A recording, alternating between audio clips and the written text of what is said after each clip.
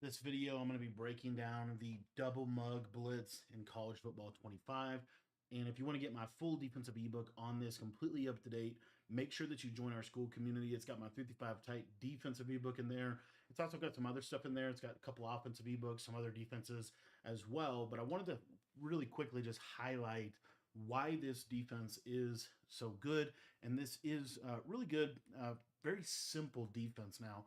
The way that I typically like to run this defense is to use the zone coverage version of it. I think it's the best for adjusting out of. And what you want to do with this is put your hook curls on 5. You don't have to do this, but this is just going to make it so that you don't have to really change a whole lot with your defense. You can leave it on default or put them on 5. If you put them on 5, it just takes away match concepts. If you don't do that, then you have to always have hard flats. So kind of just in general, I'm going to actually put them on 5 just to make it simple for you guys. And let's get into this nickel dog 3 buzz. So the reason we come out in this play is because it has these linebackers blitzing, and because these linebackers in slot corner are going to be blitzing, it's going to keep their alignment in a pretty advantageous position for us.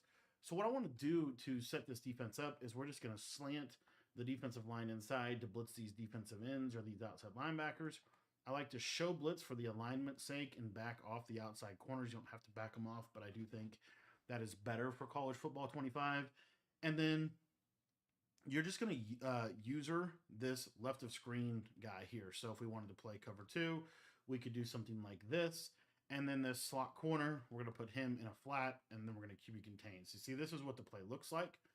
And at the snap of the ball, what you're going to see here is we're going to get really nice right edge pressure very consistently if they send 5 out. I'll show that to you again, and you'll see that it really isn't that big of a fluke, and it's actually pretty simple to set this blitz up once you kind of get the muscle memory down. So as you can see there, able to get that blitz in, and now we're able to be able to have some type of pressure threat within this defense.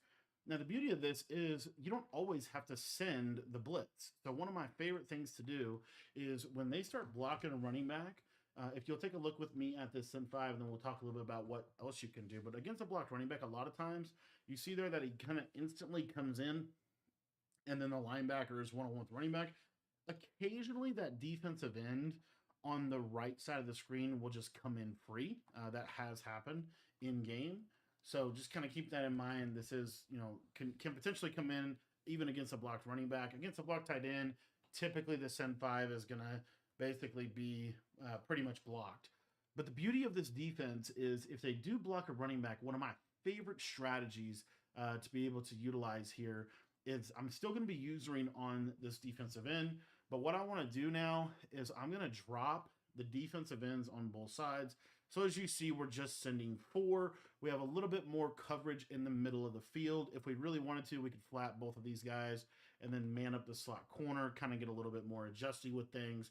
But I'm just basically slanting the line down. If you wanted to have contains, you could contain out of this. But what I want to show you is when they block the running back, that's going to give this linebacker a one-on-one, and he'll normally instantly shed the quarterback, or just in general, they will feel the pressure that you're creating by doing this. And this forces a lot of just bad pocket. And in general, it's just very difficult for them to consistently deal with this, especially once they start blocking somebody, because the pressure kind of gets on him quick. As you see there, we get that nice instant shed, and he's able to get to the quarterback. So these are the 2 main blitzes that I like out of this defense. A third blitz is a send 6, and it is sending the slot corner. This one's not super crazy good, but I have seen this blitz be pretty decent in a game. And the reason why this blitz can work really good is specifically for when they're blocking their tight end.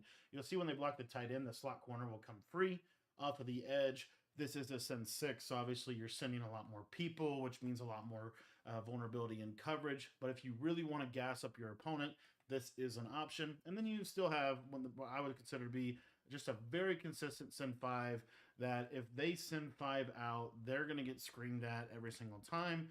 And this is going to make it super easy, in my opinion, for you to play defense, because now you're able to just like force quick throws, and you have the coverage to be able to capitalize on that. One of the more hidden gems of this video, in my opinion, is the send 4 when they block the running back, but it's also backing off these outside cornerbacks out of a show blitz alignment.